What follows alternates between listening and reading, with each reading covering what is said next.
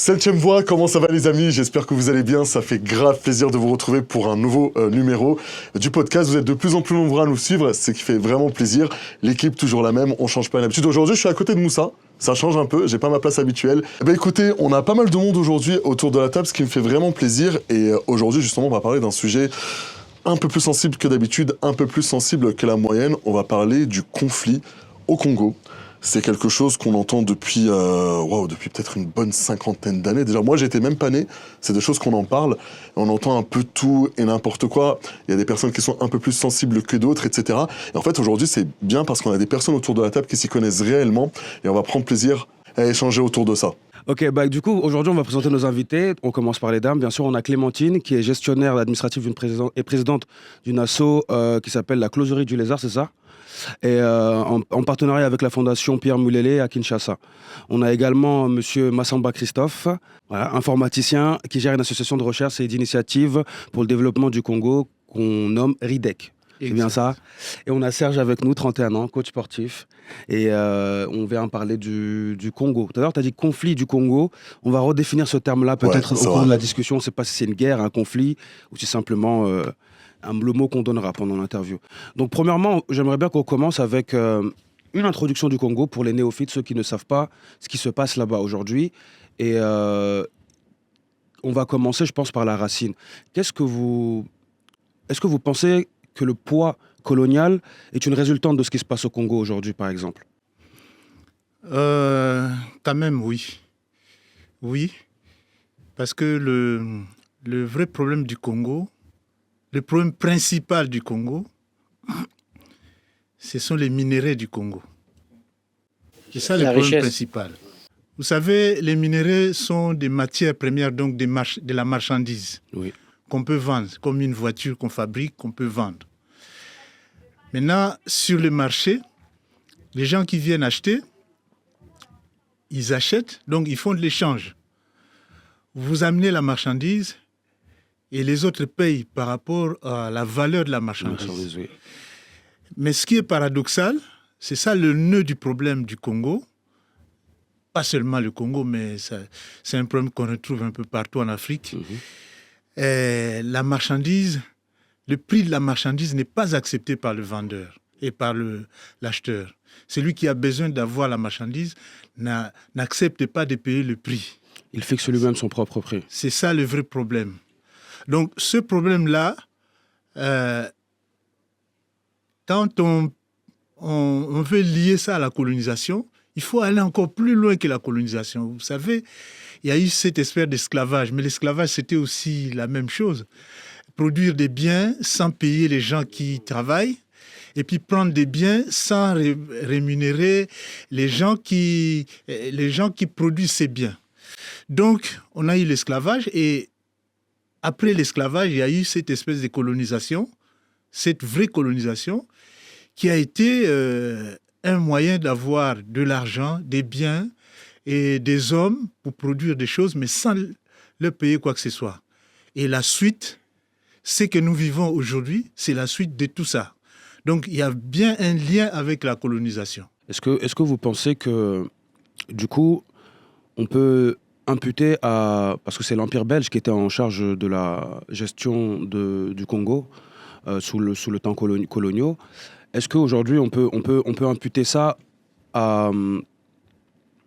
Bien sûr, vous avez donné une dimension qui était précoloniale, donc peut-être on y reviendra après, mais dans cette dimension coloniale-là, quels sont à part le commerce bien sûr, quelles sont les mentalités ou alors l'état d'esprit qui fait que aujourd'hui on arrive à avoir tant de personnes qui sont issues du continent africain, qui sont dans une fission permanente quand on parle du Congo? Parce qu'il y en a qui vont dire conflit, il y en a qui vont dire c'est un massacre, il y en a qui vont dire c'est une guerre, il y en a qui vont dire c'est la guerre civile, et il y en a qui vont dire c'est juste un conflit entre le Congo et le Rwanda. Qu'est-ce que vous pensez du coup, de la couverture médiatique qu'on a, nous, en Europe, ici, de ce phénomène-là? Parce qu'on n'en entend pas parler. Jamais. Vous savez, malheureusement, ceux qui doivent donner de la voix n'ont pas droit à la parole, généralement. Ceux qui doivent, en fait, apprendre aux gens ce qui se passe réellement ne veulent pas. Il y a une espèce de chape de plomb qui est posée sur ce problème. Ok. Parce que, puisque c'est de la gratuité dont on parle, hein, puisqu'il faut avoir gratuitement les choses, alors si tout le monde sait que ce n'est pas bien d'avoir... Tout le monde consent que ce n'est pas bien d'avoir gratuitement les choses, il faut rémunérer. Alors à ce moment-là, il faut s'accaparer de tous les moyens médiatiques pour que cette histoire-là ne sorte pas. La preuve, dans nos écoles à nous, en Afrique, on n'apprend pas notre propre histoire. On apprend nos ancêtres On sont des apprend Gaulois. les histoires des autres. Ouais, nos ancêtres Parce que les Gaulois. l'esclavage, par exemple, on n'apprend pas. Bon, vous venez ici, moi je vais prendre l'exemple de la France. En France, on ne parle pas, enfin, on l'enseigne pas à l'école. Hein. Ce ne sont pas des choses qu'on enseigne vraiment de façon, je veux dire, analytique. Non. On essaye de jeter quelques mots. On le traite pour pas avoir à dire qu'on Voilà. l'a pas traité. Donc on Donc, le traite de substance, manière quoi. en le survolant, voilà. Donc, ce qui fait que les gens qui peuvent en parler, parfois écrivent des livres, les livres qu'on censure, qui ne sont pas achetés. Je vais donner l'exemple de ce livre Holocauste au Congo, qui a été écrit par Charles Onana. C'est sorti il y a quelque temps déjà. Est-ce qu'on peut le montrer face cam pour les auditeurs, comme ça au moins ils peuvent Voilà. avoir la référence. Ce Merci. livre est sorti, mais tout de suite après la sortie, on a eu un procès. Le procès est dernièrement, où Charles Onana est accusé de négationnisme. Et la conséquence de cela, c'est empêcher la lecture, empêcher la production de toutes les œuvres de quelqu'un qui peut parler comme ça. On n'en veut pas. Donc, là, ce que nous vivons aujourd'hui est une chance énorme. Parce que aujourd'hui, vous nous appelez pour nous exprimer sur le Congo. C'est bien, mais nous avons d'autres médias ici qui ne permettaient pas. Peut-être qu'aujourd'hui, on essaie de voir, quand on ouvre la télévision, on voit un article sur le Congo, mais dans le vrai sens de ce qui est en train de se passer, ce qui n'était pas vrai avant. Donc, aujourd'hui, franchement, les gens peuvent profiter de la chape de plomb qui a été un peu écartée. Ça a été écarté, mais c'est maintenant à nous, Congolais, Africains, de faire le travail pour aller jusqu'au fond des choses. L'écarter vraiment, l'enlever complètement et qu'on puisse parler de la vérité un peu partout. Parce que c'est un problème de vérité. La vérité. Vous voyez, c'est vraiment la vérité. Alors, vous allez peut-être me poser le problème de la guerre après. Mais je vais m'introduire déjà là-dessus pour dire que c'est une guerre d'occupation. Une guerre d'occupation pour prendre les minéraux. Alors, une guerre d'occupation menée par qui? Le Rwanda n'est qu'un représentant de certaines puissances. Les puissances, je ne vais pas parler des pays parce que c'est vraiment des multinationales. C'est oui, ce que j'allais dire. Qui représentent, qui s'identifient par rapport à quelqu'un qui appartient à tel pays, mais c'est des multinationales qui sont là. Parfois même... C'est les géants de la tech. Parfois même, il est difficile de parler de... Il est même parfois insensé de parler de pays, tout simplement parce que ce sont parfois ces multinationales qui contrôlent les pays. Ça, c'est quelque chose qu'on a observé dans beaucoup de pays africains. Et il y a une certaine omerta dans ces lieux-là. C'est toutes les personnes qui parlent disparaissent bizarrement ou alors ils finissent par fuir le pays. Parce qu'ils se retrouvent avec la vie menacée, ou on a essayé de les empoisonner, on a essayé de les tuer de telle sorte manière. Mais ça montre un problème qui est sous-jacent, par exemple, en Afrique, c'est que le peuple africain, quand il veut se réveiller, on essaie toujours de faire taire sa voix. C'est pour ça que quand vous me dites, par exemple, que dans les médias traditionnels qu'on a ici en France, c'est pas une voix qui est représentée. Et je pense que c'est sciemment, parce que les bénéficiaires directs de cette exploitation du Congo sont européens avant tout. Parce que nous ne sommes pas dans la transformation des minerais qui se trouvent au Congo. Le Congo, c'est la première réserve au monde de coltan. 70% de la réserve mondiale. Sans le Congo, on n'a pas les appareils qu'on a devant nous. On ne peut pas tourner. Non, on peut Tu pas. vois. Mais bizarrement, cet argent-là, il n'y en a même pas 0,01% qui est reversé au Congo. Et pas reversé sous forme de dons, mais sous forme d'argent qui est dû au pays. Donc on revient à ce que... D'achat de matières premières. L'achat de matières premières se fait de manière gratuite. Il n'y a pas d'achat, tu vois. Mais le problème, c'est que Je pense qu'on va l'aborder dans tous les cas pendant cette discussion-là. Mais j'apprécie beaucoup les points que vous avez soulignés. J'aimerais qu'on vous entende, madame, parce que vous faites partie d'une association qui est en rapport avec l'association Pierre Moulélé au Congo. Bon, je ne connais pas trop l'association, mais je sais que Pierre Moulélé, par exemple, c'était un révolutionnaire qui se battait aux côtés de Patrice Emery Lumumba, paix à leur âme. Et il était dans la lutte impérialiste, contre l'impérialisme, contre le néocolonialisme et l'impérialisme. Donc, est-ce que vous pouvez nous dire un peu ce que vous faites dans le cadre de votre association et également le combat que vous menez chaque jour? On va faire un peu la même chose avec tout le monde et après, on va repartir sur un sujet central. En fait, nous, actuellement, on ne rentre pas dans le cadre politique avec la Fondation ni avec l'association. Nous sommes plus dans le cadre humanitaire pour encadrer. Parce que Pierre Moulélé, c'est quelqu'un qui est nationaliste. Ça, il l'a toujours dit, il l'a toujours acclamé. C'est un nationaliste. Donc là, nous, on se retrouve pour essayer de garder sa mémoire, ses idées. Donc de poursuivre tout ça. Parce que c'était à l'époque du gouvernement de Patrice Lumumba. Il était ministre de l'Éducation nationale. Donc nous, on continue dans ce sens-là. Comme il voulait l'éducation de masse, nous, on continue dans ce sens-là pour éduquer la population. Parce que la population en RDC, c'est vraiment... le mot pour dire, c'est catastrophique au niveau de l'instruction, quoi. Du coup, vous les aidez un peu avec tout ce qui est fourniture, c'est que facilitation. nous, on peut, de notre côté, quoi, ce qu'on peut. Donc, les dons viennent d'ici, on achemine là-bas pour essayer de faire des choses. Bon, là, actuellement, vraiment, quand on voit, on est plus dans des réseaux. Mais là-bas, non. Ils n'en ont pas beaucoup, ils n'ont pas des moyens. Oui. Informatiquement, ils n'ont pas de moyens. Nous, avec le peu qu'on a, on essaye de... les étudiants viennent à la Fondation pour essayer d'apprendre, d'aller plus loin. Et il y a la bibliothèque aussi. Il y a beaucoup de choses qu'on fait pour les femmes aussi, les femmes et les enfants, pour qu'ils restent dans le bon chemin. Parce que l'avenir de la nation, c'est les enfants. C'est ce qu'on oublie souvent. Je vais quand même la compléter. Pierre Moulélé, c'est l'inconnu de la RDC. C'est la personnalité inconnue en RDC. C'est l'inspirateur de Patrice Lumumba. Ah. C'est Pierre Moulélé qui est l'acteur intellectuel de Séké Lumumba. C'est pour ça qu'il a été le premier ministre de l'Éducation. C'est quelqu'un qui avait fait la force publique, donc l'armée coloniale. Enfin, c'était pas l'armée, hein, la force publique, force de répression. Ouais.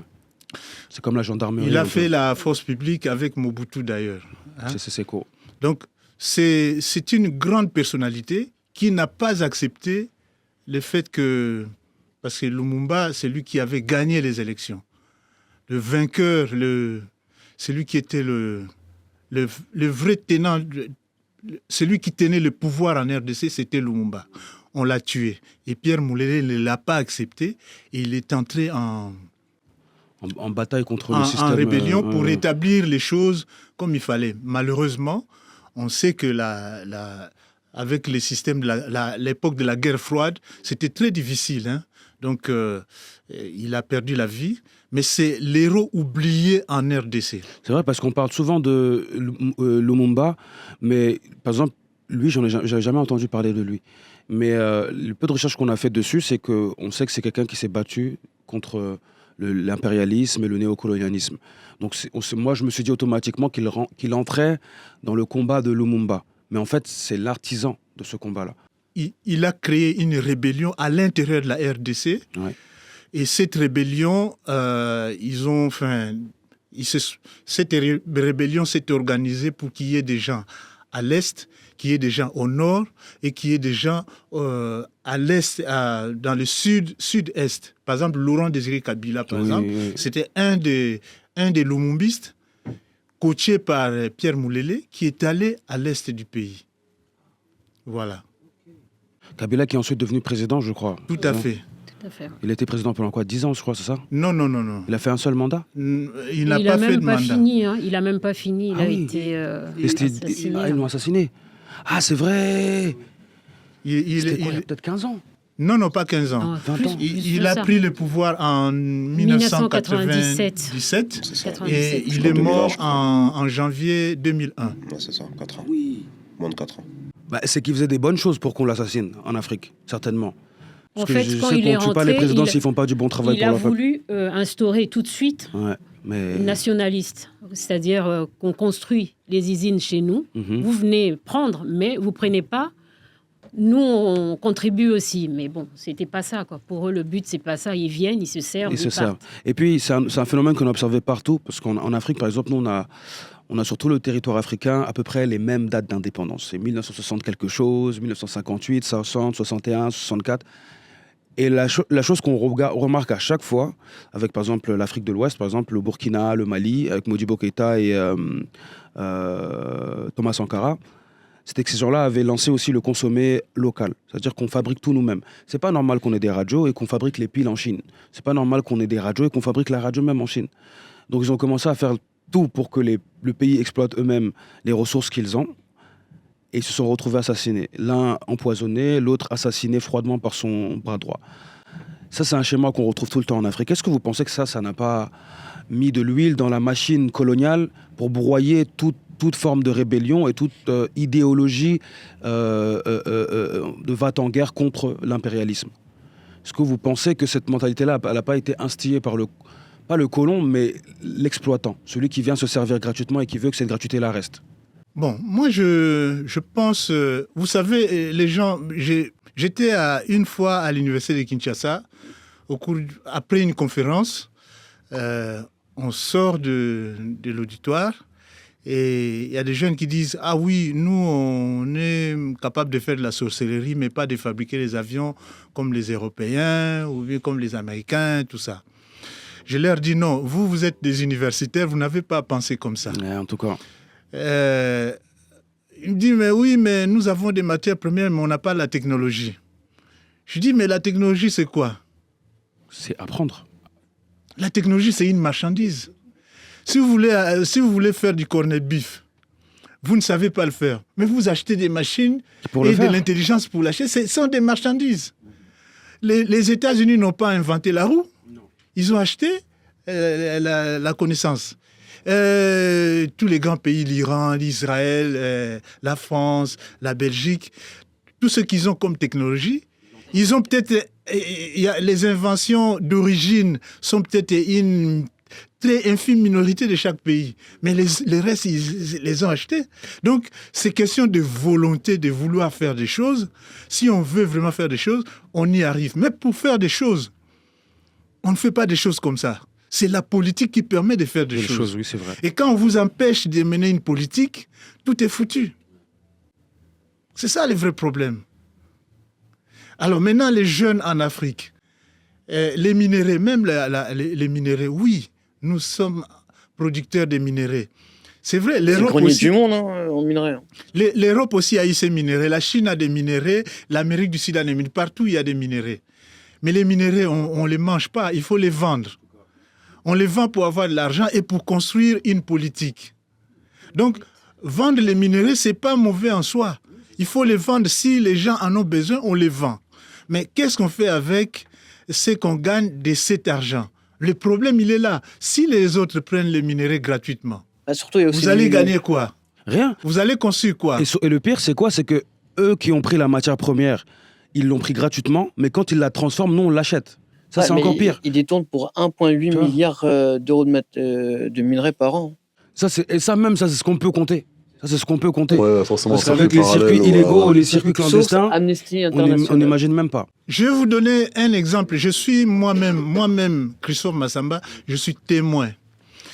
J'ai commencé ma carrière professionnelle au Congo, dans une entreprise multinationale qui était identifiée là-bas, qui s'appelait Agetraf, mais dans le monde international, c'est le groupe Transintra, qui était installé, qui avait son siège à Anvers, Antwerpen. Oui. Voilà. Alors, moi, j'étais au Congo. On m'envoie gérer le pétrole congolais. J'étais tout jeune, je venais de sortir de mes études. On m'envoie gérer la sortie du pétrole congolais dans le sud du pays. C'est dans le sud-ouest. Ok. La première production pétrolière, c'est moi qui signe les conventions, déclarations de sortie, Ok. même les certificats d'origine. Je vois que la RDC à l'époque, sur toute la production, nous avions comme partenaire, il y avait la ELF pour les Américains et pour les Européens, il y avait FINA. Et pour chacune des producteurs, la RDC, le producteur lui-même avait 50%. La société FINA, par exemple, c'est 50%. Et puis, il y a un consortium de toutes les sociétés qui travaillaient dans la production, les associés de la production. Ils avaient 33% et la RDC avait 17%. Bon, ça, c'est encore autre chose. Je pourrais expliquer ça, mais on n'aura pas le temps de parler de ça aujourd'hui. Mais seulement, moi, je remarque, j'étais tout jeune, je venais de terminer mes études. Je commence à bosser, je vois déjà on parlait de Mobutu qui dilapidait l'argent du Congo, tout ça. Et puis j'étais fort dans cette histoire-là. En plus, on crée la délégation syndicale. Et je vois, puisque j'étais très dynamique, en tout cas, tous les travailleurs viennent me voir à mon bureau pour que je sois délégué syndical. J'ai dit non, moi je suis cadre, je ne peux pas être délégué syndical. Parce ça rentre en cadres, conflit. les cadres ne sont pas délégués syndicaux. Et moi, j'étais tellement poussé jusqu'au dernier jour du vote. Même étant cadre, j'ai été obligé d'accepter puisque j'avais unanimité. Et finalement, je suis devenu le délégué syndical de la société, le président de la délégation syndicale. Donc j'avais droit maintenant à accéder à beaucoup de documents. C'est là que je me rends compte que l'argent les 17% dévolu à la RDC rentrait dans une société qui s'appelait Mwanda Oil. Alors, je me suis dit, dès que je serai en vacances, il faut que je reparte à Kinshasa, retrouver Mwanda Oil et savoir ce qui se passe réellement.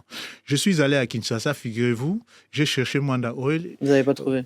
J'ai trouvé le siège ou l'endroit? Non, le siège, oui, le siège, j'ai pu trouver le siège, mais c'était une simple boîte à lettres. Ouais, c'est des holdings, c'est ça? Oui, c'est ça. C'est de l'argent dans les paradis fiscaux. Une simple boîte à lettres. En plus, pour trouver ça, j'étais obligé de voir la Gulf Oil, qui m'ont indiqué que voilà, pour trouver ça, il faut aller à tel endroit. C'est là où vous allez trouver. Et c'est là que je me suis dit, bon, cet argent rentre quelque part, mais on ne sait pas où. Non. C'est quand j'arrive en Belgique, à l'époque, c'était en 85, j'arrive en Belgique, c'est là que, en tant que délégué syndical, je contacte les syndicalistes belges avec qui j'étais en contact. C'est là qu'on me montre exactement où va l'argent. J'accède à certaines documentations qui montrent que cet argent-là n'était pas versé dans un compte congolais, mais c'était versé dans un compte de la Société Générale de Belgique, Banque Société Générale de Belgique, un compte du Trésor belge, et à Mobutu pour toute production. Son nom. On donnait à Mobutu que 2 millions de dollars par mois. Pour les 17% qui étaient détournés. Pour les 17%. 2 millions de dollars par mois pour les 17%. Non, mais... Avec une domiciliation. Alors, absurde. Vous allez comprendre quelque chose. Oh là là là là, l'homme est trop cupide, l'homme est trop vite, c'est trop. Maintenant, comprenez quelque chose. Les routes ne sont pas construites. Les hôpitaux ne sont plus entretenus. Rien n'est entretenu, rien n'est fait. Les écoles. Les écoles, plus personne ne s'occupe. Même les paiements des salaires sont difficiles.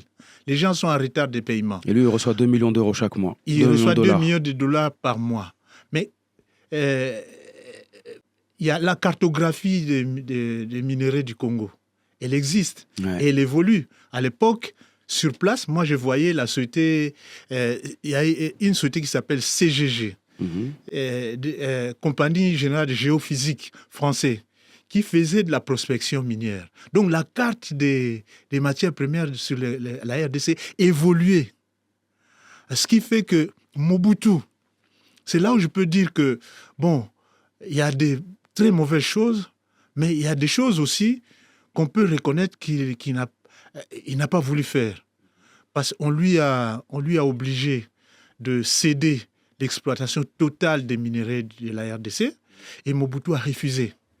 Et il refusait. C'est pour ça il y avait les blocages un peu partout. D'ailleurs, son départ, quelque part, est dû à ça aussi. Parce que dès que la guerre froide est finie, ils ont dit, bon, Toi, tu nous, veux il pas... faut qu'on Ouais, il nous faut un le nouveau dégage. printemps. Nous, il nous faut qu'on se développe avec Comme vos ça, matériaux on là. va récupérer les matières premières du Congo. Et c'est ça qui s'est passé. Quand Laurent Désiré Kabila arrive,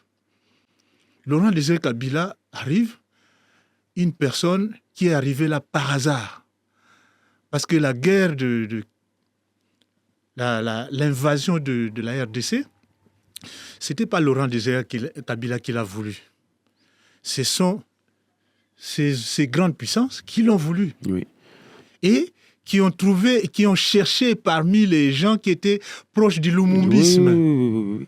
Qui pour corrompre, habiller qui- ça, pour bien Oui. habiller ça, pour bien accompagner ça. Et ils ont pris Laurent Désiré Kabila pour les accompagner à Kinshasa. Et Laurent Désiré Kabila n'était pas n'importe qui. C'était un véritable révolutionnaire. Il savait que pendant la guerre froide, c'était difficile. Et là, il a trouvé une occasion de faire quelque chose finalement.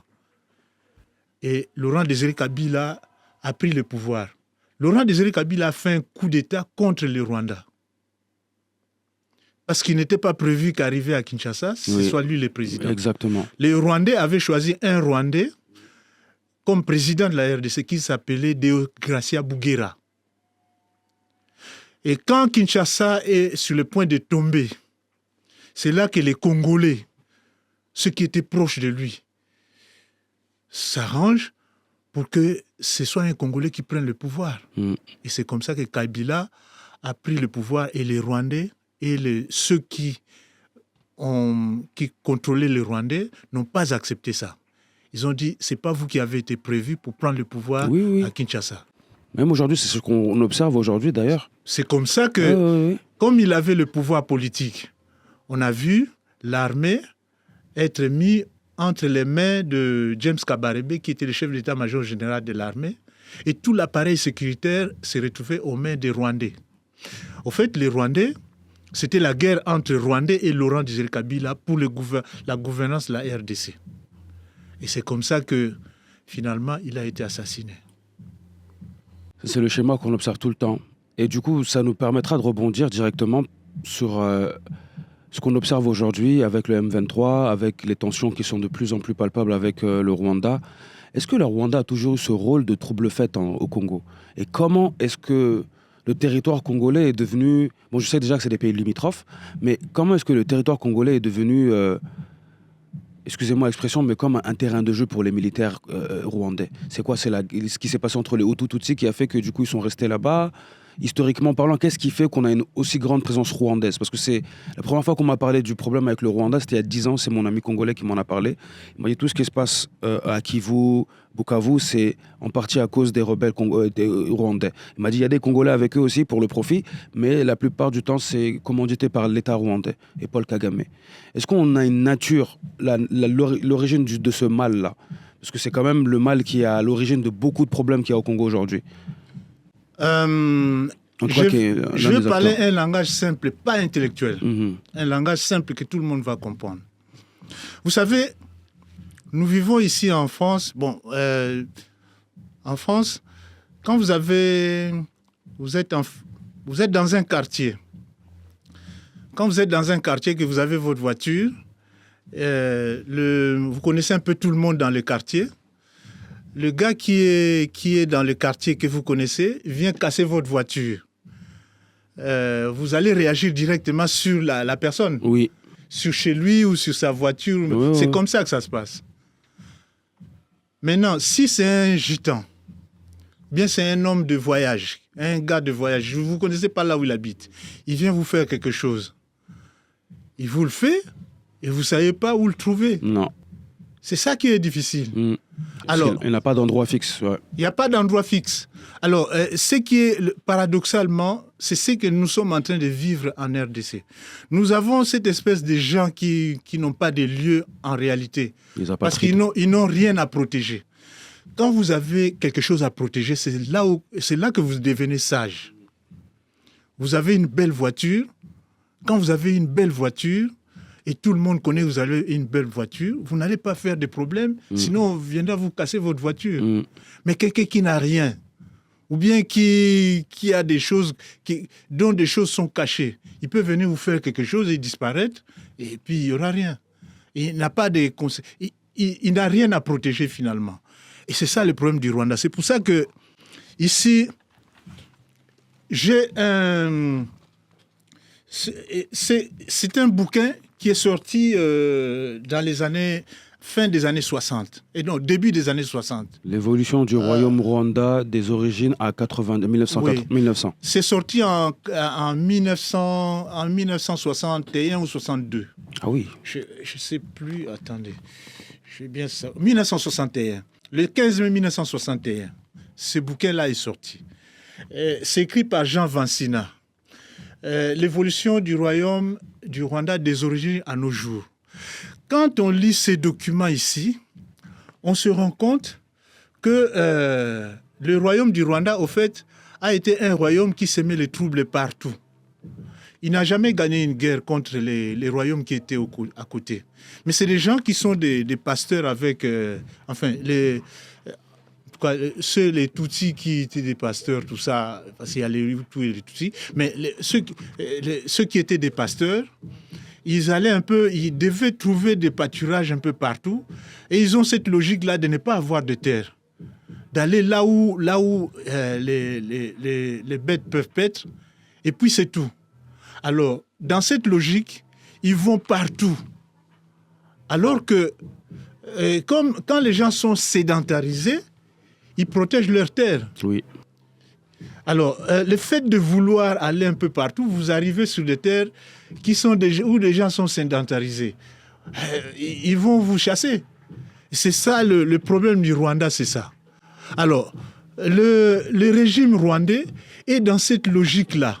Dans cette logique, ceux qui veulent déstabiliser, pas seulement le Congo, mais les autres points de l'Afrique, ils ont trouvé les gars qu'il faut. Oui. C'est comme si ici, la France veut embêter la Belgique, mais on utilise les Gitans. Oui, parce qu'au moins, c'est ni des Français ni des Belges. Voilà. Entre guillemets, c'est des apatrides qui sont des mercenaires du chaos. Voilà. On peut pas les tracer aussi. Voilà, on peut pas. Donc c'est ça qui est compliqué. Et le Rwanda aujourd'hui, le système là du Rwanda, c'est pas seulement le problème, c'est pas seulement un problème pour la RDC, mais c'est pour toute l'Afrique, parce que à partir du moment où ils auront conquis la RDC, ce sera quoi la suite? C'est ça le problème. Donc aujourd'hui, le Rwanda sert de proxy. Le Rwanda sert d'intermédiaire. Pour ceux qui veulent puiser en RDC, vous passez par le Rwanda. On a parlé de la guerre froide qui est terminée. Oui. Quand la guerre froide s'est terminée, maintenant les Américains ont dit on vire la France là où elle se trouve partout. Comme ça, on récupère. Parce que, figurez-vous, pourquoi l'Amérique devait virer la France? Parce qu'après la Deuxième Guerre mondiale, ça aussi, c'est un autre sujet. Et après la Deuxième Guerre mondiale, l'Amérique a fait le plan Marshall pour l'Europe. Oui, la loi Marshall, c'est vrai. Mais malheureusement, heureusement pour les Européens, ils avaient encore des colonies. Donc, ils ne pouvaient pas totalement dépendre de l'Amérique. Ils avaient encore les moyens de vivre sans l'Amérique. Donc, les matières premières. Donc, après la Deuxième Guerre mondiale, l'Amérique a décidé l'autodétermination des peuples. Oui. C'est ça la création des Nations Unies. Nations Unies, ouais, exactement. Pour que quand ces peuples qui vont demander l'indépendance, il faut les appuyer. Les encadrer. L'Amérique a beaucoup aidé les peuples africains à avoir les indépendances. Toutes les indépendances ont été accompagnées par les États-Unis. C'est pour ça qu'elles sont si proches comme ça. Ils ont été accompagnés par les États-Unis. Mais seulement, quand on obtient les indépendances, les États-Unis veulent récupérer toutes les ressources. Tous les pays africains dans son giron. Mais ils l'ont fait, ils l'ont réussi. Mais seulement la France, la Belgique, c'est une autre histoire. Parce que la Belgique, elle est toute petite. Mais la France, puisqu'il avait un grand empire en Afrique, dans le monde d'ailleurs, parce qu'il y a les Antilles, tout ça, mais la France a obtenu le droit de gérer de gérer l'Afrique, une partie de l'Afrique, là où elle s'est implantée. La France a eu l'autorisation des Américains de gérer ça. C'est pour ça que la France pouvait faire des choses en Afrique avec la bénédiction des Américains, au profit des Américains. Parce que la France, c'était le petit soldat des Américains sur ce point-là, vu que les Américains ne sont pas dans le même hémisphère que nous. Mais quand on regarde même dans ce que les États-Unis ont fait à la France, c'est la même chose que la France a fait à l'Afrique, par exemple. La France était le petit soldat, mais n'en bénéficie pas. C'est les Américains qui ont pu se développer avec tout ce qu'ils ont pu prendre dans notre continent. Et malheureusement, aujourd'hui, on observe que ça doit prendre un député à l'Assemblée nationale qui fait des recherches poussées sur le sujet pour dire que, mais écoutez, il y a un problème. Il y a une connivence avec le Rwanda aujourd'hui qui fait que le Rwanda est sur des partenariats géostratégiques, géoéconomiques avec l'Europe, sur des minerais qu'ils n'ont pas sur leur territoire, mais que le pays voisin, le Congo, a. Donc, on rentre là, encore une fois, dans cette même ingérence-là, sous une autre forme. C'est pour ça que j'ai commencé ma première question avec la mémoire d'avant, qui fait qu'aujourd'hui, on se ressasse ce passé-là comme si c'était un présent. Et malheureusement, je pense qu'il y a un peu de ça aussi, parce que le mode de fonctionnement a changé, mais c'est toujours le même fond. On met un cheval de Troie pour récupérer le maximum de ressources et se développer au maximum pour être à l'abri, même si ces pays-là se révoltent demain. Mais malheureusement, pour moi, ils ont créé un déficit émotionnel en Afrique qui est très dur à combler. On le voit avec les jeunes générations aujourd'hui. Mais comment et quelle initiative on peut mettre en place pour arriver à pallier à tous ces problèmes d'ingérence qu'on a jusqu'aujourd'hui?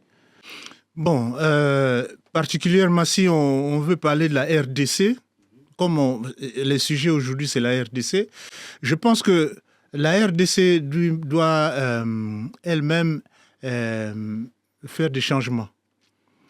Des changements qui sont possibles il faut avoir la paix pour faire ces changements. Oui.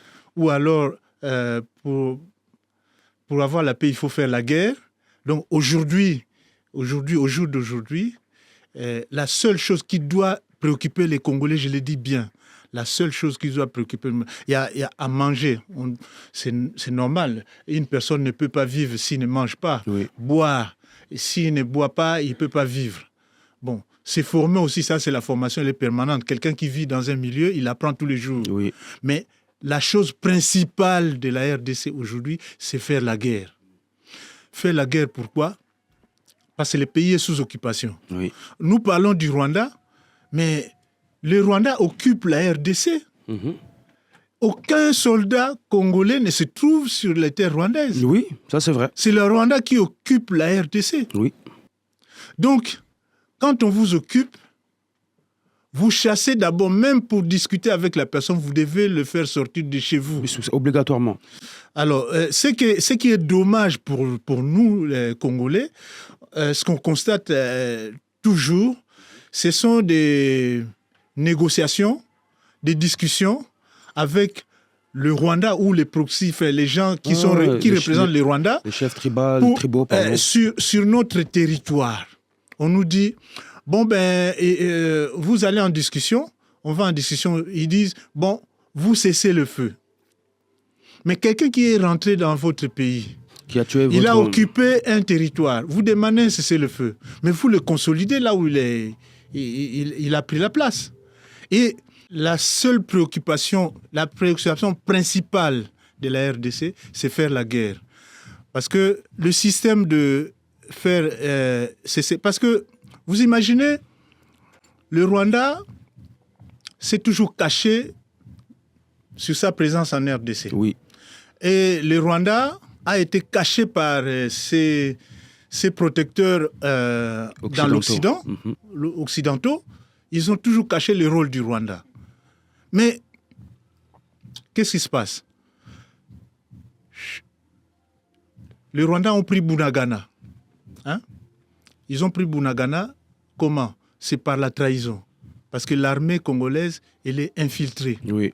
On pourra parler de l'infiltration, ça c'est un autre sujet. Il y a beaucoup de généraux même qui sont des Rwandais. Il y en a beaucoup. Les a arrêtés récemment. Ah bon? Oui. Les généraux 5 étoiles, 4 étoiles, qui sont là depuis 30 ans. Certains, pas tous. Ah ok. Bon, il faut encore en arrêter. Donc là, l'armée congolaise étant infiltrée, les troupes qui sont à l'est ce sont des troupes héritées des dialogues et puis des accords avec les CNDP, avec les accords anciens. Ces troupes-là, ce sont des troupes qui sont restées là, avec Joseph Kabila, tout ça. Ce sont des troupes qui sont restées là. Maintenant, ce sont des troupes qui cèdent au fait les pans du territoire au Rwanda. Donc, il n'y a pas bagarre. Non, Vous voyez, il y a pas bagarre. compromis, sauf que je pense que celui qui compromet n'est pas conscient de la totalité de ceux qu'il compromet à son profit personnel. Parce qu'il vend son pays. Non. Écoutez, ce sont des officiers rwandais qu'on a infiltrés en RDC. Okay, donc ils se font passer pour des Congolais, mais ce ne sont pas des Voilà. Congolais. Ok, j'ai compris. Donc, du coup, ça ne les dérange pas. On pourra faire toute une émission sur l'infiltration. Parce que beaucoup en de nos RDC. institutions sont déjà dedans. Ah ouais, parce que moi j'avais vu quelque chose comme ça, c'est quelqu'un qui s'appelait Kisangani, je crois. Non, en fait, c'est modifié tout ça. Hein. Et ce ne sont pas des Congolais. Et on leur donne des noms congolais, oui, mais en tout fait, à c'est des Rwandais. Oui. Et on disait ça, par exemple, qu'ils ont fait énormément de massacres et qu'à chaque fois qu'il y a, par exemple, des charniers, et c'est eux qui sont responsables parce qu'ils disent, eux là, ils sont au courant de ci, ça, il faut tous les tuer. Et du coup, même, je me posais la question comment c'était possible de tuer des gens de ton peuple comme ça, mais je comprends mieux maintenant. C'est pas des Congolais qui font ça. On est vraiment infiltrés. Bah, t'as aussi le M23, là, je suis en train de lire en même temps mes notes. Ouais. Milice au service des intérêts rwandais. Ouais, mais c'est totalement ça. Et de toute façon, on a vu la dernière fois qu'ils ont été médiatisés parce qu'ils ont fait une marche et où ils disaient que si ça continue, on va arriver à Kinshasa. Et tout. Mais c'est chaud parce que, par exemple, pour toi, un jeune comme toi, Serge, quand tu entends tout ce qu'on entend, par exemple, aujourd'hui, toi déjà, est-ce que tu connaissais tout ça? Est-ce que, je pense que tu es plus sensible à la cause que la plupart d'entre nous. Moi, je suis documenté un peu, mais j'aurais pas la prétention de dire que tout ce qui a été dit là, je le savais. Tu vois. Qu'est-ce que toi, t'en penses en tant que jeune? Est-ce que tu as de l'espoir pour l'avenir du Congo, par exemple? Toi? Est-ce que tu es Congolais déjà? T'es Congolais? Ouais, je suis Congolais. Kinshasa? Ouais. Ça, on l'aurait pas invité. Hein. Ouais. Non, ouais, je suis Congolais à 100%. Moi, en fait, si tu veux, je vais voir ça sous un autre prisme. Le prisme du papa, parce que je suis papa aujourd'hui. Ouais. Et moi, aujourd'hui, je suis dans cette mission de transmettre à mon fils. Tu vois? Et déjà qu'à la base, je m'intéressais énormément à l'histoire de mon pays, Ouais. je m'en intéresse 2 fois plus. Ouais. Parce que s'il a des questions, s'il a plein de choses T'as pas le qu'il droit veut de me pas avoir poser, de réponse. Ouais. voilà, je veux avoir un maximum de réponses. Après, Ouais. si j'ai pas les réponses, Non, ça je arrive. peux demander autour de mais moi. sur les questions de base, je pense que c'est un devoir qu'on doit C'est faire ça. nous-mêmes sur notre culture, sur notre Exactement. pays, d'où on vient. Et du coup, le truc, c'est... moi, je suis né... la guerre a commencé quelques années après. Lui, il est né... C'est déjà la guerre. Et là, aujourd'hui, tu vois, par exemple, moi, je voulais l'emmener cette année, mais bon, on va attendre un peu que ça se calme. Ouais. Faut que je lui explique tout ça. Pourquoi je ne peux pas l'emmener tout de Faut suite. qu'ils comprennent. Qu'est-ce qui se passe un petit peu là-bas, c'est quoi les enjeux, on va dire, politiques, mais il faut expliquer ça à un petit garçon. Ouais, c'est Tu très vois. compliqué. Ouais. Et ce truc-là, moi, je me dis, mais en fait, c'est là que tu te rends compte de l'impact réel de ce conflit. Déjà que ça me touche, parce que quand je vois des images, et aujourd'hui, la force des réseaux, c'est ça, en fait, parce qu'on peut véhiculer les vraies informations. Des images qui font vraiment mal au cœur. Hein, Exactement. Non, ouais, du coup, c'est quelque chose qu'on ne trouve pas dans les médias généralistes. Et en fait, faut aller chercher les informations. Et il y a ce cas de conscience qui vient, du coup, avec le temps, avec la paternité. Et c'est là que tu te dis, ouais, il y a des choses que je ne sais pas, que je dois savoir. Ouais. Et c'est aussi, tu te rends compte que ça renforce aussi, toi, ton identité. Bien tu sûr. vois. Et c'est quelque chose de ultra important, comme le fait, un truc tout bête, hein, tu vois, avant tu t'y intéresses sans vraiment t'y intéresser parce que tu as baigné dedans. Oui, et C'est puis le fait de parler, tu regardes des lingala. reportages, Ouais, voilà. tu vas jamais lire d'ouvrage ni quoi que ce soit. C'est tu ça. vois. Et le fait juste de parler lingala ou chiluba, par exemple, c'est Ouais. c'est naturel. Ouais. Mais aujourd'hui, c'est quelque chose, tu te dis, mais en fait, ça devient vital, en fait. Parce que t'as pas envie que ça... J'ai pas envie que ça s'éteigne. Ça va pas s'éteindre. Tu vois. Mais à travers ça, tu te dis, en fait, c'est à moi de... comment dire, de faire en sorte que la flamme ne s'éteigne pas, pour lui transmettre. Mais c'est aussi faire grandir la flamme en lui par rapport à ça, pour que... Par rapport à ses origines. Voilà, et tout. en grandissant, qu'il soit réellement fier de ça et qu'il sache, tu vois. Donc, c'est ultra important. Et moi, je le vois sous ce prisme-là aujourd'hui, tu vois. Donc, oui, j'ai de l'espoir par rapport à ça. Après, je suis quelqu'un d'optimiste de base. Mais peut-être que quand ces choses-là vont se décanter, je serai peut-être plus là, plus de ce monde, tu vois. On espère que tu seras vivant pour voir cette chose. Parce que moi, j'ai envie de le voir de mon vivant aussi. Parce que ça serait espère. ouf d'avoir une Afrique libre et totalement indépendante. Et là, franchement, comme ils disent les Ivoiriens, tout le monde va lire l'heure à ce moment-là. Parce qu'on a tout chez nous, tu vois. Et quand je dis l'Afrique, c'est pas juste, comme les Européens pensent, un pays. Non, c'est tout le continent. Est-ce que tu penses que c'est possible? C'est largement possible. Et Ouais, c'est c'est justement possible. parce que c'est possible qu'ils se donnent autant de mal pour nous garder dans la servitude. Ouais, mais quand tu vois qu'il y a pas mal, je prends l'exemple des minerais, quand tu vois que derrière le masque des méchants, c'est quand même des multinationales, comme monsieur a dit. Ah, mais c'est toujours des Apple et multinationales partout. Donc eux, ils vont faire en sorte que ça aille toujours dans leur sens. Mais c'est la même chose en Asie du Sud-Est. C'est qui exploite les enfants dans les usines. C'est Gap, c'est Oui, je suis d'accord avec Zalando, toi. c'est Mais je ne sais qui. Mais le problème, c'est quoi? Malheureusement, on ferme quand même les yeux sur ça, Oui, parce qu'on est consommateur. Non, c'est de pas tout parce qu'on cela. est consommateur. On l'est quand même. C'est parce que surtout, le petit qui fait... On en parlait la dernière fois qu'on parlait de l'IA, c'est que le petit qui va faire 10 euros ou 20 euros, 30 euros dans le mois, c'était une source de revenus que sa famille n'avait pas avant. Donc le problème, c'est la misère. C'est pas le fait qu'on exploite ces gens-là. Oui, mais la S'il n'y a misère. plus la misère, Moi, je suis d'accord ces avec gens-là toi. n'ont Mais plus après, lieu faut de le voir. travailler dans une usine pour Moi, je perdre la pense vie. que Tu vois. le fait qu'il y ait ces multinationales qui ont le monopole justement sur toutes ces ressources minières, Mhm. elles, ça leur plaît d'avoir cette pauvreté. Mais c'est sous des la contrats main. qu'ils ont. Oui, C'est-à-dire mais que eux, ils ont. Moi, demain, tu encore peux une fois, rompre le je parle contrat. vraiment en étant extérieur à tout Ouais, ça. ouais. Moi, je suis Apple, mais moi, je suis content que j'ai des mômes qui veulent pas y aller à l'école et qui veulent aller bosser dans ma mine. Mais c'est normal, parce que toi, tu es dans le profit. Bah oui, Mais- parce que moi, là, ton gosse, je vais le payer, je dis une bêtise, 50 centimes, et Ouais. l'adulte, je vais le payer 2 euros. Ouais, Je vais faire des bénéfices en payant 50 centimes que 2 euros. bien sûr, parce que Et en derrière, plus, je te même- vends un iPhone à 1800 euros, et sur les 1800 euros, la partie qui va aller pour les minerais, ça doit être quoi 5 centimes 100 Elle euros doit max. être la marge. Tu vois. Même 100 euros, c'est beaucoup. C'est les composants plutôt. Mais tu vois, c'est ça le Mais problème. tu vois, si demain, moi je pense, si demain, en parlant du Congo, ils font un truc avec vraiment une sorte de coup d'État sur les mines, parce que comme j'ai dit tout à l'heure, c'est quand même le grenier des minerais, du coltan. C'est le Non, lampadaire c'était du lequel, monde. Sans eux, on est, le monde. Bah, on n'a est plus éteint. d'iPhone. Le monde, il tourne Le plus. Le cobalt. monde, il est éteint. Le Bah, monde, il tout tourne plus, là. autour de nous ici, tout ce qu'on a, On a tout ce qu'on tous a. le sang du Congo. Hein, Exactement, en nos mains, On a exactement. le sang du Congo. Et c'est ce que j'explique Et tout il y le avait temps. une marque comme ça, de techno, j'ai oublié laquelle, où justement ils étaient partis dans le but de faire un téléphone 100% éthique. Mais ils n'ont pas réussi à le faire. Ah, mais ça va coûter 3 000 euros. Hein, si tu fais un Et truc non, comme mais ils ça. ont tout simplement Non, pas mais réussi c'est à le impossible faire. à le produire parce que Et, t'as- donc, tu et n'as moi, je me aucune rappelle le coup de traçabilité de com ce qui a qu'ils été avaient fait à taché. l'époque. Ouais, c'est vrai. Tu peux T'avais pas. la boîte qui arrivait et t'avais juste de la terre dedans. De la terre qui venait un peu partout dans le monde. Afrique, Asie, machin, en disant que là, voilà, ça vient de la mine. Ou est-ce que t'as un enfant qui a bossé? Là, c'est un enfant qui a fait le carton. Patati patata. Parce que tu peux pas le faire. Ouais. Je veux pas dire que les multinationales, c'est des méchants, mais Non, c'est des méchants. c'est des méchants. Ah ouais, c'est Voilà, des grands méchants même. Enfin, je veux pas être non plus complotiste, mais quand tu vois que c'est les méchants du Ça, game, c'est la réalité. c'est la réalité. Partout où il y a une exploitation d'humains, une traite humaine, la mort des humains au profit du gain, il y a toujours une multinationale. Tout à l'heure, dedans. là, quand je disais Tu les vois. 1,8 milliard d'euros détournés annuellement, moi, ce qui m'a choqué, c'est qu'en lisant ça, en dessous, on voit qui est le bénéficiaire de toutes ces ressources volées, Apple.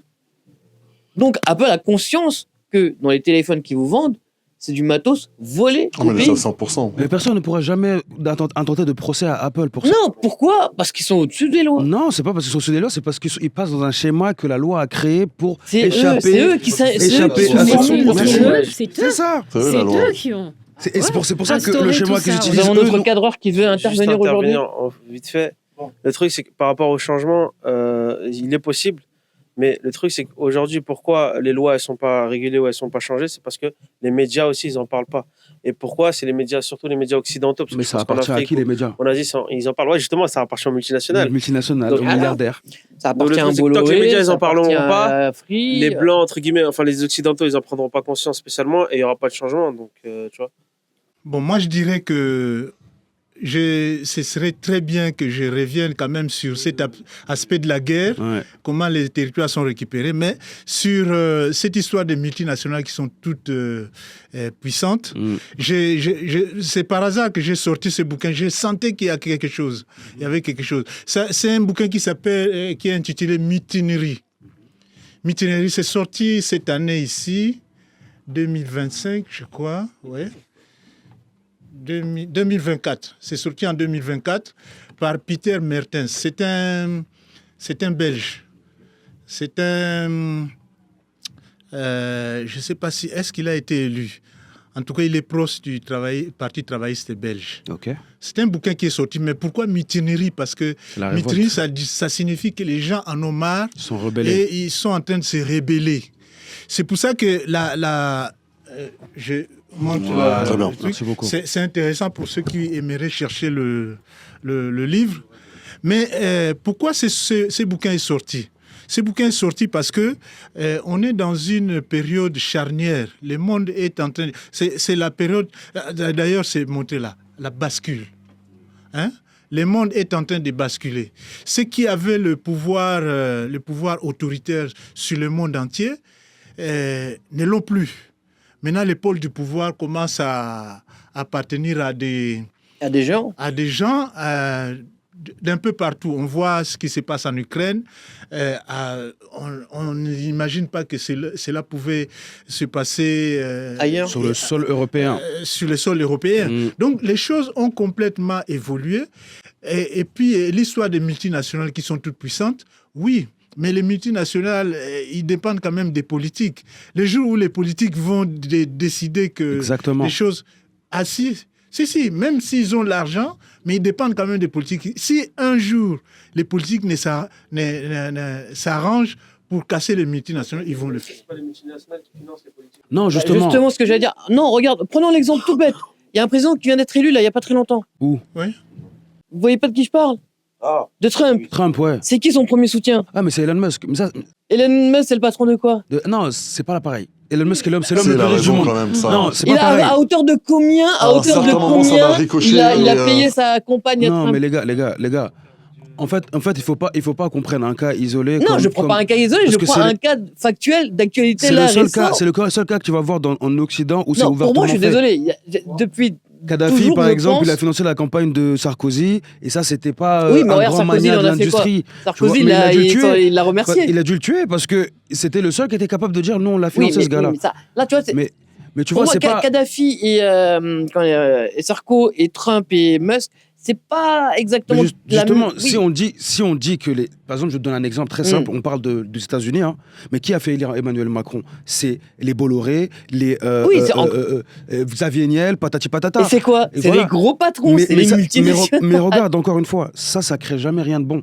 Parce que regarde le peuple. Le peuple en France, j'ai jamais vu le peuple aussi révolté contre un Mais président de pourquoi? toute leur Mais existence. encore une fois, tu vois, c'est Parce que qu'ils ont fait que subir, vu qu'ils se sont rendus compte en cours de chemin qu'ils n'avaient pas choisi. Je vais te donner un contre-exemple, moi.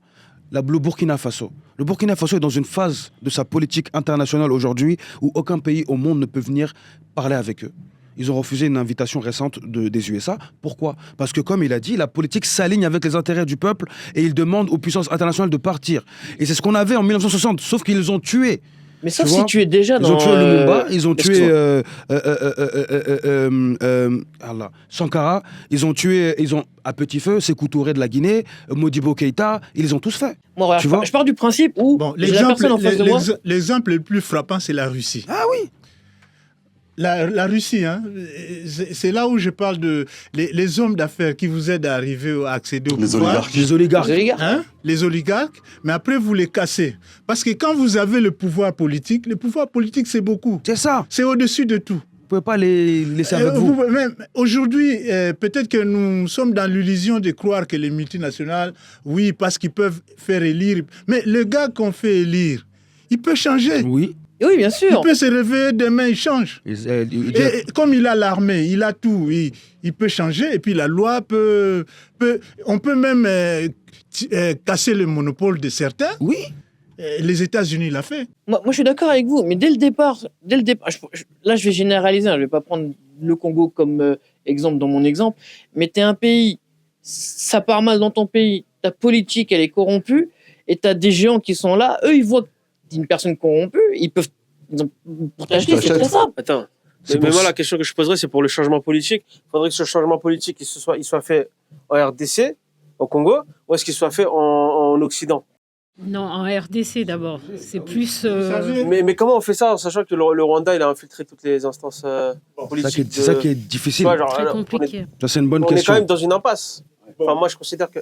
nous allons revenir sur l'histoire de la guerre. Hein? Et puis après, je vais faire un petit raccourci. Simplement. Il faut que les gens comprennent, les auditeurs qui nous écoutent, comprennent comment la RDC est occupée par les Rwandais. Ce n'est pas parce que le Rwanda a une très forte armée, non. Il y a l'armée de la RDC compte au moins 120 000 soldats. Ce qui est beaucoup plus que la plupart des armées européennes. Alors, l'armée du Rwanda, c'est autour de 40 000 personnes. Oui, c'est ça. Bon. Maintenant, comment une armée de 100 et quelques mille personnes contre 40 000 personnes, on n'arrive pas à tenir. Ce qui s'est passé, ce sont les trahisons de ceux qui sont les infiltrés. Et à chaque fois qu'on trahit, les Rwandais occupent un territoire. Et après l'occupation du territoire, il y a des négociations qui se font. Soit c'est la France qui demande des négociations, soit c'est les Américains qui demandent des négociations, oui, obligé. Ou bien c'est l'Union africaine avec les Luanda, tout ça, qui demandent des négociations. On va sur la table des négociations et la chose principale qu'on impose, c'est le cessez-le-feu. Et quand on impose un cessez-le-feu, les Rwandais, qui a occupé une partie du Congo, n'est pas parti. Elle est restée là. Oui. Alors, elle est restée là. Et puis, du coup, elle reprend la marche. Une autre ville encore. Elle reprend la marche toujours avec l'espèce de trahison. Il récupère encore un territoire. Et là encore, ah ouais, mais il faut encore, mais ils n'ont pas respecté. Venez vous encore négocier. Vous négociez encore le cessez-le-feu. Ils ont déjà occupé une partie. Et c'est petit à petit comme ça qu'ils sont arrivés à Goma. Exactement.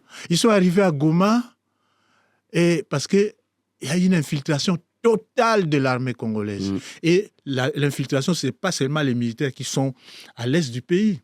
Même à Kinshasa, ceux qui dirigent l'armée au Congo, il y a des infiltrés qui prennent des décisions, qui dirigent ceux-là qui sont... Actuellement, nous avons des officiers généraux qui sont arrêtés à Kinshasa. Mais ils sont arrêtés, les gens se demandent, les gens disent seulement, ah oui, ils ont trahi. Mais ils n'ont pas les vraies informations, ils ne savent pas. Ils ne savent pas la réalité. C'est comme une affaire d'espionnage et de contre-espionnage. Hein. Voilà. C'est ton ami est la meilleure personne pour documenter tes ennemis sur toi. Je vais donner un petit exemple grave. simple. Hein. Avant-hier, on a vu Tshisekedi partir au Qatar. Oui. Négocier avec... Enfin, il a été appelé en négociation. On ne sait pas qui, je ne sais pas. Ça m'a surpris. Je me suis dit, c'est là-bas qu'ils vont négocier ça au Qatar. Il est parti au Qatar pour négocier. Et puis, dans la feuille qu'ils ont négociée, dans l'accord qu'ils ont négocié, ils ont signé un cessez-le-feu. Pendant qu'ils signaient le cessez-le-feu, ils sont partis prendre... Les Rwandais sont partis prendre Walikale. Donc, ils ont avancé encore. Et là, ils ont avancé. Et là, le Congo a signé le cessez-le-feu. Mais ces gens-là qui sont à Walikale, ils ne vont plus sortir. Ils sont là. Ils vont se réorganiser là-bas pour aller encore à Kisangani. Ils vont créer un village, faire donner des enfants. Non, ils vont créer des nouveaux soldats. Non. Ils vont faire, parfois, s'ils arrivent à voir les aéroports, les machins, tout ça, c'est fini. Ils vont faire un pont aérien, faire venir des militaires, ou bien faire un couloir avec des véhicules pour amener des soldats. Et puis à partir de là, puisqu'il y a le cessez-le-feu, donc tout le monde attend. Ils se réorganisent là, ils attaquent encore. Et puis, alors, moi, je me suis posé la question. Parce que seule l'armée congolaise, enfin les autorités congolaises, respectent le cessez-le-feu. Le Rwanda ne le respecte pas. Est-ce qu'il faut arriver à côté de Kinshasa pour que les Congolais finissent par maintenant accepter de refuser de respecter le cessez-le-feu? De toute façon, on ne négocie jamais avec quelqu'un qui occupe chez toi. Tu ne peux pas négocier. C'est ça le problème. Donc, parce que la France elle-même, on leur dit, quand vous avez négocié avec l'Allemagne, là, vous avez tout fait pour récupérer votre territoire, non? C'est pour ça que la guerre est la préoccupation principale de la RDC. Ceux qui ne l'ont pas compris, qu'ils soient politiques ou simples citoyens, ils sont en dehors de la plaque. Quand même, là, je prends juste quelques chiffres par rapport avec la guerre avec le Rwanda. Il y a quand même, d'après une enquête de l'ONU, 600 000 déplacés en 2023. Ah, mais c'est énorme. Énorme. Et là, j'ai pas le chiffre des massacres, parce que voilà, ils disent pas, mais bon, massacre civil, 16 millions de morts. Ah oui, depuis Léopold, oui, exactement, oui. Ça, c'est ce qu'ils ont documenté, parce que Léopold, lui ce seul, qui il est a fait tellement de documenté, millions, lui seul. exactement, ouais. Ouais, c'était un barbare, tu vois. Et sinon, le bilan humain, depuis Léopold II, c'est 10 millions de morts mutilation, famine, exécution. Et ça, c'est que les personnes qui sont recensées. Et après, il y a les chiffres qu'on n'a pas. Oui, j'ai dit Ça fait Léopold. 16. Ouais. Et depuis les années combien? Et depuis les années 80-90, il y a 6 millions de personnes en plus. T'en as beaucoup plus. Beaucoup plus, quoi. C'est carrément un génocide, ni plus ni moins. Je vais vous dire, les chiffres des Nations Unies et des ONG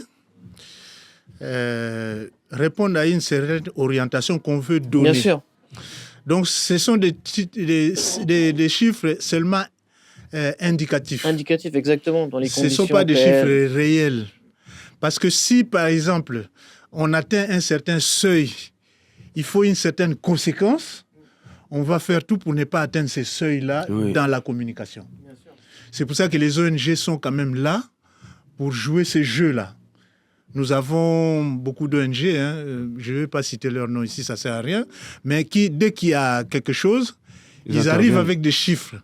Et ces chiffres sont validés au niveau des Nations Unies dans la perspective d'empêcher que une résolution, par exemple, de plus grave, soit... Ah, pour empêcher une Mais manipulation. là, c'est-à-dire de ce constat-là, c'est-à-dire pour les ONG, 16 millions de morts, c'est pas beaucoup en fait. Ah oui, c'est pas beaucoup. C'est au minimum. C'est pour ça que je dis, il y a bien plus que tout ça. Moi, je me rappelle à l'époque C'est des... plus que la Shoah, c'est plus que tout conflit moderne qu'on connaît, tu vois. Là, la Seconde Guerre mondiale, on part sur 6 millions, c'est les chiffres officiels. Là, on est à 16 millions, c'est-à-dire à 10 millions de personnes en plus. Sur un espace de C'est temps fois qui est tellement large. 2,3, fois Et on 2,4. n'a même pas compté les morts coloniales de Léopold II, de je ne sais quoi. 10 Les millions, 10 oui. millions, là, c'est pas assez, mon frère. Oui, mais c'est bien 10 sûr. Je te millions, jure, c'est pas assez. donné. Celui qu'il a tué et mutilé, là, c'est trop. C'est trop. Faut savoir que le Congo, c'est le pays le plus grand, si je me trompe pas, d'Afrique. Ouais, c'est le plus Tu grand. vois, avec le plus grand nombre de minerais importants au monde.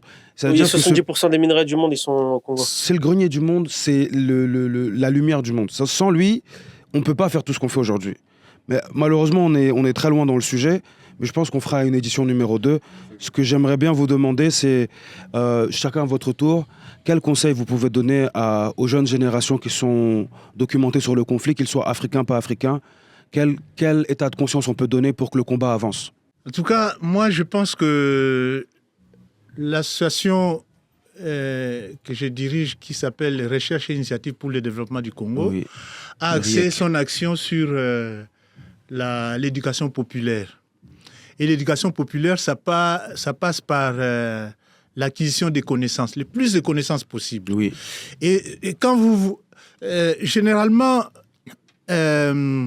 naturellement d'ailleurs, on cherche à connaître quand un problème se pose. Oui. Sauf les gens, il y a des surdoués qui cherchent même là où il n'y a pas de problème. Mais quand un problème se pose, c'est là où on se met à chercher la solution. Chercher la solution, c'est chercher à savoir. Savoir. Et à savoir, c'est aller lire les ouvrages. publications. Mm. On a parlé du génocide au Rwanda. Mhm. Vous voyez, ce livre-là, c'est le Crime, mensonge, Rwanda, crime, mensonge et étouffement de la vérité. Vérité. C'est écrit par Robin Philpott. Il persiste et signe. C'est un Canadien. Il était là au moment du génocide à Kigali. Donc, si on lit ça, on comprend comment les choses se sont passées à Kigali à ce moment-là. Quels sont les tenants et les aboutissants, qui ont fait quoi, qui ont tiré sur l'avion, tout ça. À partir du moment où on lit ça, on est plus documenté que ce qu'on peut regarder à la télévision. Oui, parce qu'il y a beaucoup Et de puis, désinformation. Donc, il y a l'éloge du sang. Ces livres, Éloge du sang, écrit par Judy Revers, expliquent comment le régime rwandais est obsédé par le sang des Congolais ou même des autres, des citoyens rwandais. Donc, la tradition de tuer. D'ailleurs, cette tradition-là, qui a d'ailleurs été expliquée ici, dans l'histoire, comme j'ai dit, quelqu'un on ne sait pas là où l'attraper, il va avoir la liberté de faire n'importe quoi partout. Oui. Alors ça, ces livres, ça explique beaucoup de choses. Et puis ensuite, on a ces livres qui s'appellent, écrits par Michela Rong, Rwanda, Assassins sans frontières. Assassins sans frontières. On explique ici comment Kagame est un assassin sans frontières. Et c'est lui le chef des assassins sans frontières. Donc, il a organisé sans frontières. Donc, il fait des assassinats partout. Ça, c'est quand même, c'est vrai, ça a été prouvé plusieurs fois d'ailleurs. Voyez, donc ça... Kagame, et puis, il est là depuis plus de 20 ans, 30 ans. nous avons, je vais citer Honoré Ngbanda qui a sorti un livre qui s'appelle « Crime organisé en Afrique centrale ». Il y a aussi Patrick Mbeko qui est un grand écrivain congolais que je vais citer. Donc, sur le Congo, si on va lire ces gens-là, tous ces écrivains, tous ceux qui écrivent, il y en a plusieurs, mais il y a aussi d'autres bouquins que je peux... Même il y a le livre sur l'opération turquoise, la vérité sur l'opération turquoise, qui a envahi l'incrimination de les poursuites contre Charles Onana. Ce sont des livres que les Congolais doivent lire. Il faut que les Congolais arrêtent de danser pendant la guerre. Il faut arrêter de fêter pendant la guerre. La guerre, il faut la faire. Et puis pour moi, je pense que chaque Congolais doit s'élever pour demander à ce que le citoyen congolais soit un soldat du Congo. Oui. Chaque citoyen congolais devienne un soldat du Oui, Congo. oui, il faut absolument. Je viens d'apprendre qu'ici en France, il y a le pouvoir politique est en train de proposer la conscription. Mhm. Hein? Faire revenir la conscription. Pourquoi? Parce qu'il y a un danger. Oui. Parce qu'eux, ils estiment qu'il y a un danger. Alors, face à ces dangers, il faut faire la conscription. Alors que les moyens militaires ici et les moyens technologiques et matériels sont quand même des moyens importants. Et nous qui n'avons pas autant de moyens, mais il faut mettre la main à la pâte, essayer de transformer tout Congolais en soldat. Moi, je suis arrivé en France en 85. J'ai vécu comment les jeunes allaient en service militaire.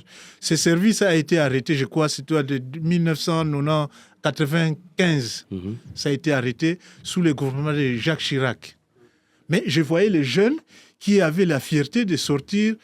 C'était des gens qui déambulaient comme ça dans les cités. Ah oui, ils étaient fiers quand ils sortaient. Et quand ils sortaient du service militaire avec leur tenue, là, Ils étaient ils étaient fièrement très reçus. fiers. Oui. C'était des héros pour la nation.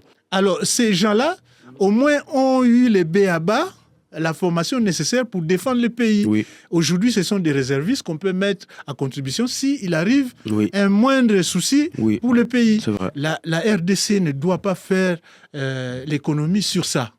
Ah, moi, je pensais que c'était déjà le cas, en fait. Non. Waouh. C'est volontaire. Ils sont en train de demander à ce qu'il y ait des volontaires. Non, il faut que chaque citoyen devienne... Après, maintenant, si chaque citoyen devient un citoyen soldat, on peut s'arranger pour organiser les rues, les quartiers, les avenues avec des gens qui connaissent déjà les métiers des armes. Vous comprenez? En tout cas, moi, ce que je peux dire aux Congolais, c'est quand vous mangez, quand vous buvez, quand vous faites la fête parce qu'il y a un mariage, parce qu'on ne peut pas empêcher ça, quand quelqu'un fête son anniversaire, on ne peut pas empêcher ça, pensez quand même que vous avez la guerre chez vous. Ne dansez pas vaik. Ces histoires de Fali, Ipupa, Ferré, qui vont faire des concerts pour danser, parfois même aller à Kigali pour faire des concerts. Non, j'ai dit non. Ah bon? Ils vont à Kigali faire des concerts? Ah oui. Il a été Fali. Je regrette des Kofi Olomide, tout ça, qui pensent que oui, danser c'est bien, mais qu'il y ait des fêtes, mais les pasteurs religieux du Congo là, qui font des fêtes au stade des martyrs pour juste distraire les gens, non, il faut arrêter. Le peuple congolais doit se réveiller. Il faut prendre les armes pour défendre le pays. Prendre les armes, c'est former des militaires dans notre pays. Les jeunes, vous atteignez 18 ans, vous n'êtes pas à l'école ou vous avez terminé l'école, vous allez dans l'armée, vous faites 6 mois.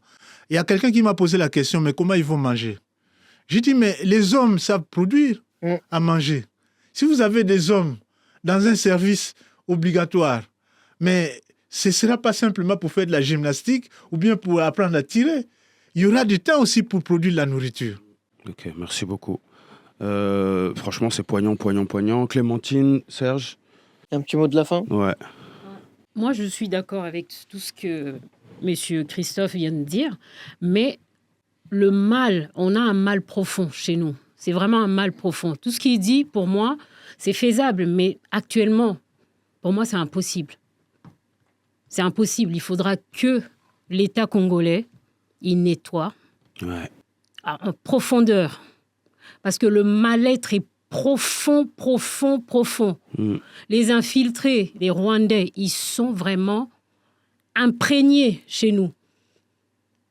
Là où il y a des hauts gradés, ils sont là. Ouais. Donc, nous-mêmes, les Congolais, on n'a pas un mot à dire. Parce qu'ils nous effacent. Gouvernement, bah oui. Ils nous effacent à chaque fois. Donc, à un moment donné, quand on dit les Congolais sur place se réveillent, ils n'ont pas assez de moyens. Ils n'ont pas assez... Tout ce que nous, on a des ordis ici. On peut suivre l'information à n'importe quel moment. Savoir ce qui se passe là. Ben, la plupart des gens là-bas, ils n'ont pas cette possibilité-là. Ils n'ont pas. Ils sont là à écouter seulement ce qu'on leur dise dans la télé locale, sur place, Est-ce nationale. que la télé veut Oui. bien dire? De toute façon, c'est comme ça dans toutes sortes de régimes. On a la propagande, c'est-à-dire ça peut être positif, discriminatoire. On a également l'antithèse de la propagande. Et malheureusement, ils n'ont ni l'antithèse de la propagande, ni la bonne propagande. Ils voient que ce qui est là pour... De toute façon, c'est comme ça en Afrique, on aime bien nous distraire pour qu'on passe pas à nos problèmes. Et quand on va penser à nos problèmes, on dira « Ah, mon frère, donne à Dieu, t'inquiète, patati patata. » Mon frère, aide-toi et Dieu il va t'aider. Mais je pense que ton message aussi, il est compréhensible dans le sens où si moi, demain, j'ai pas la liberté, je peux pas me battre pour manger, par exemple. Donc ouais, je vois parfaitement ce que tu veux dire. C'est compliqué parce que j'ai l'impression qu'ils ont pris le Congo et ils ont mis dans un piège qui se ferme et dont... Pour sortir, il faut des années et des années et des années. Ça prendra. Donc, ouais. Je peux ajouter quelque chose? Oui, bien sûr. Ce qu'elle a dit est vrai. L'armée congolaise est infiltrée. J'ai donné l'exemple de comment progressivement ils ont pris Goma. Mhm. Mais actuellement, nous avons des officiers militaires, des généraux qui sont détenus à Kinshasa parce qu'ils ont fui Goma. Ils ont fui Goma, c'est vrai. Pourquoi? Goma était devenu un guêpier. C'est-à-dire, au nord, on a laissé les traîtres, ont laissé entrer le Rwanda. Ils se sont positionnés. Au nord, ils se sont positionnés. Et au sud, ils se sont positionnés. Et les soldats sont restés seuls à Goma, donc entourés. C'est comme Bien Dien Phu.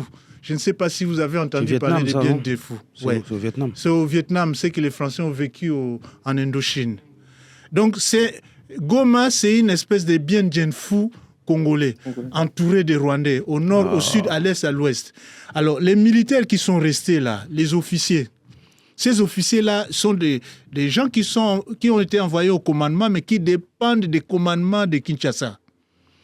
Ils sont restés là, et le jour où les Rwandais, les soldats rwandais devaient entrer à Goma, le Rwanda a fait rentrer plus de 7000 militaires, les 7000 forces spéciales. Sachant qu'ils ont 40 000 forces armées au total. 7000 militaires contre les recrues qui étaient à Goma et puis les officiers qui étaient là. Et puis les officiers ont été obligés d'être extirpés de Goma. C'était pas assez. Et ils arrivent à Goma. Et ils sont extirpés de Goma, ils arrivent à Bukavu. À Bukavu, là-bas, on les arrête, on les amène à Kinshasa pour avoir laissé le territoire. Non. Maintenant, ces gens-là se retrouvent à Kinshasa, ils sont jugés actuellement comme des traîtres. Alors que c'est des gens qui, s'ils ne sortaient pas, c'était des hommes morts parce que les Rwandais ne font pas dans les détails. Alors, c'était des gens morts. Est-ce qu'on aurait accepté parce que les officiers, quand même, les généraux, ils étaient 9, on aurait accepté qu'il y ait 9 généraux congolais morts à Goma? Quelle serait l'image de la RDC? Déjà, 9 généraux qui meurent dans une armée qui est totalement sollicitée, c'est déstabilisant. Ça signifie quoi? Ça signifie que l'infiltration, c'est aussi à la tête là-bas.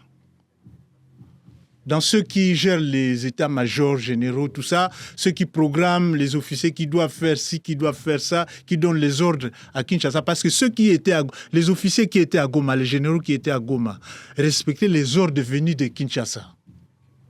Vous comprenez? Oui. Donc, l'infiltration, c'est ça. Et l'infiltration, ce n'est pas seulement dans l'armée, mais dans l'administration. Donc, c'est tout l'appareil sécuritaire qu'il faut changer. Et c'est la politique du pays, quoi. Ça, c'est vraiment la politique. Donc, Clémentine a vraiment raison. il faut changer Le système. politiquement Ouais. la politique interne du pays, la Purger, gestion de nettoyer. l'armée. Ouais. Il faut que ça change. Et d'ailleurs, il y a Charles Onana, c'est lui qui a écrit ce livre, Holocauste au Congo. Il a été à Kinshasa et il a dit aux autorités que si vous voulez, Charles Onana l'a dit aux autorités, je répète bien, il l'a dit aux autorités congolaises, si vous voulez qu'il y ait des changements ici, si vous voulez réussir à vaincre dans cette histoire, il faut il faut en finir avec les infiltrés. Il a dit. Tant qu'on ne finira pas avec les infiltrés, on aura des problèmes. Serge, un dernier mot pour la fin. On doit absolument. On doit terminer. rendre l'antenne. Ouais. Un petit mot pour ton fils quand même. Ouais, non, on va continuer à transmettre. On va l'emmener au pays. Il va découvrir son histoire, sa culture. Et le but, c'est que lui, il puisse grandir et qu'il puisse voir un Congo différent. Je peux rajouter un petit truc, juste pour rappeler aux gens, simplement, actuellement, le Rwanda est le numéro 1 producteur de coltan. Ouais. Et sur son sol, Il n'y en a pas. il n'a rien. Ouais, on a du dit ça tout. tout à l'heure. Il y a un député qui a dit ça à Mais l'Assemblée. c'est incroyable. Ah ouais. Quand on dit les massacres à l'est du Congo, on prend juste l'Île-de-France. On est combien à l'Île-de-France? Et maintenant, si on prend la population de l'Île-de-France 3 fois à 4 fois, c'est ce qui a été fait, massacré à l'est. Et si c'était ici en Europe, on allait entendre partout. Mais comme c'est au Congo, Ouais, on n'en parle pas. on n'en parle pas. Silence médiatique. En tout cas, j'espère vraiment que cet échange, pour les personnes qui nous ont entendus, déjà, ils se sont informés, ils ont appris pas mal de choses. Très Et de très toute instructif façon, aujourd'hui les choses. ouais, effectivement, on a beaucoup appris. Et c'est le but, en fait, c'est que ça se propage autour de nous et qu'on puisse en parler de façon libre pour pouvoir, un jour, j'espère, faire avancer les choses. À sortir un peu de ce silence médiatique. Ouais, exactement, parce qu'en fait, d'une certaine façon, le silence rend complice des choses. Donc le but, c'est d'en parler et de faire en sorte que chacun puisse emmener sa contribution, faire son action, ça perd à l'édifice. Et c'est comme ça, je pense qu'on pourra un jour, et je le souhaite vraiment, de voir un Congo beaucoup plus libre et de meilleure forme comme on Totalement libre. On va voyager là-bas. Ah oui. Ah, il y a les potentiels. Oui, mais c'est Ouais, magnifique. C'est un pays tellement. magnifique. C'est magnifique. Il y a tout là-bas. En tout cas, on vous remercie énormément. Merci beaucoup, ça fait grave C'était plaisir. un grand Merci plaisir. beaucoup, merci Et aux je pense invités. qu'on fera Merci peut-être une beaucoup aux émission invités. deux. C'est Ouais. moi. Vraiment, merci, Merci à beaucoup vous. à vous. Merci. Yes. Ouais.